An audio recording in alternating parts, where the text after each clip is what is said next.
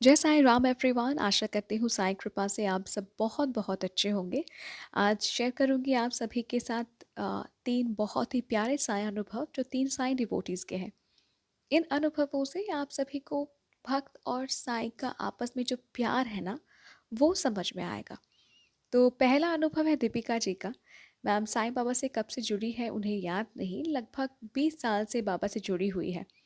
अभी रिसेंटली इनकी छोटी बेटी को फीवर था और काफ़ी टाइम से वो ठीक नहीं हो रहा था। तो मैम अपनी छोटी बेटी को लेकर हॉस्पिटल गई।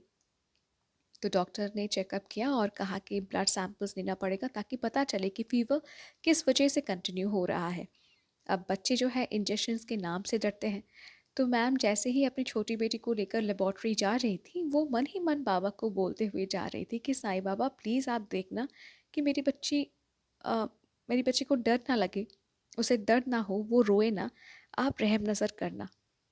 अब जैसे ही वो लैब पहुंची, तो सामने मतलब लैब के सामने बाबा की एक बड़ी सी फ़ोटो थी। तो मैम बहुत खुश हो गई कि अब तो कोई टेंशन नहीं है, साईं साथ है, साईं बेटी को हैंडल कर लेंगे, मेरी बेटी को दर्द नहीं होगा, बेटी रोएगी नहीं। अब हम सभी जानते हैं कि ब्लड लेने के पहले जो प्रोसीजर होता है, हार्ट में बैंड बांधते हैं, वो अल्कोहल से साफ़ करते हैं।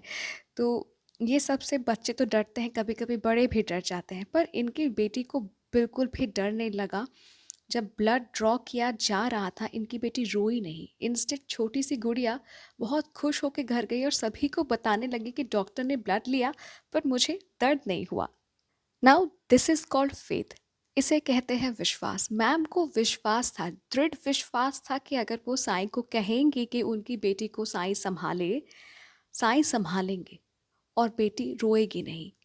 और वैसा ही हुआ, है ना? तो यही विश्वास बाबा के प्रति होना चाहिए। जब आप ऐसा विश्वास बाबा के प्रति रखते हैं ना, बाबा आपके विश्वास का मान रखते हैं, ठीक है? अब चलिए शेयर करती हूँ आप सभी के साथ सेकंड अनुभव। सेकंड अनुभव हमारे साथ शेयर करती हैं पूर्वी जी। मैम जम्मू की रहने वाली हैं। तो 2023 की बात है। जब दिवाली के बाद मैम अच्छा फ़ील नहीं कर रही थी, कुछ सर्कमस्टांसेस के लिए, और इनको किसी से बात नहीं करनी थी, ना ही किसी से मिलना था, इनको बस बाबा से मिलना था। दिल की बातें बाबा से करनी थी। तो मैम उनकी सिटी के साईं मंदिर चली जाती हैं बाबा से मिलने। अब दिन था मंडे का, तो साईं मंदिर में रश भी नहीं था, सिर्फ पंडित जी थे और पंडित जी भी मंदिर के बाहर ही थे। तो मैम मंदिर के अंदर गई और बाबा को देखते ही बहुत इमोशनल हो गई और बच्चे की तरह रोने लगी। Now I can totally relate. जब दिल दुखता है ना, और उसके बाद जब हम बाबा के सामने जाकर खड़े होते हैं, लगता है कि बाबा हमें संभालने के लिए ही बैठे हैं।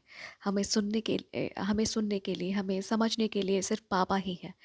तो मैम रोने लगी और अपने दिल की बात बाबा से करने लगी।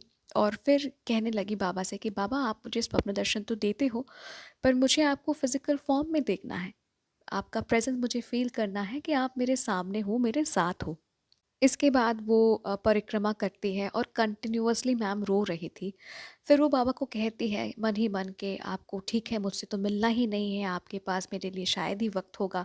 वो होता है ना बाबा और बेटी का जो रिश्ता, साईं के साथ जो बाबा के बच्चों का रिश्ता होता है, वो रूठना, बाबा के साथ झगड़े करना, तो वही हो रहा था। मैम बोल रही थी कि आपका तो वक्त नहीं है मेरे पास, आपको तो मेरे से मिलना ही नहीं है।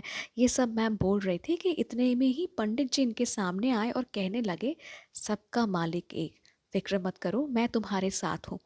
फिर वो मैम को तिलक लगाते हैं, प्रसाद देते हैं, चरणामृत देते हैं, और फिर वो चले जाते हैं पंडित जी, ठीक है। साईं लीला देखिए कैसे पंडित जी के माध्यम से मैम को साईं ने एहसास दिलाया कि वे उनके साथ हैं, वरना पंडित जी अचानक आके मैम को क्यों कहते कि तुम रो मत, मैं तुम्हारे साथ हूँ। देखिए सच बात तो ये है कि हमारे आंसू, दुख, दर्द बाबा से कुछ भी छुपा नहीं है। आप अगर साईं को बुलाएंगे, साईं आएंगे आपके आंसू पोंछने, एहसास दिलाने आएंगे कि वो आपके साथ ही है। और आइए आज का आखिरी अनुभव शेयर करती हूँ आप सभी के साथ। ये अनुभव आया है गुजरात जामनगर से। तो ये जो डिवोटी हैं, जो मैम हैं, बताती हैं कि इनके बेटी को 10 साल से बहुत डैंड्रफ था, मतलब सीरियस जो डैंड्रफ होता है ना, वो डैंड्रफ था जो जा नहीं रहा था। डर्माटोलॉजिस्ट रिकमेंडेड शैम्पू, दवाई सब यूज़ कर लिया, पर डैंड्रफ से छुटकारा नहीं था। साथ ही साथ बहुत हेयर फॉल्स हो रहे थे। To be precise here fall हो रहा था, पर हेयर ग्रोथ एकदम कम चुका था। इसके लिए बेटी के जो बाल थे ना बहुत पतले हो गए थे। तो मैम बहुत दुखी हो गई कि बेटी शादी लायक है और सामने से बाल झड़ रहे हैं, हेयर ग्रोथ नहीं है। तो मैम ने साई नव गुरुवार का व्रत रखा इसी मन्नत के साथ कि ये भयंकर डैंड्रफ ठीक हो जाए और हेयर ग्रोथ हो। और मैम बताती हैं विद इन 3 मंथ्स डैंड्रफ का जो इशू था ना, जो सीरियस डैंड्रफ था, वो कम्प्लीटली क्योर हो गया साई कृपा से। अब मैम की बेटी टीचर है, तो जिस स्कूल में इनकी बेटी पढ़ाती थी, उसी मतलब पढ़ाती है, उसी स्कूल में 2 टीचर्स थी जो मैम की बेटी को बहुत परेशान करती थी।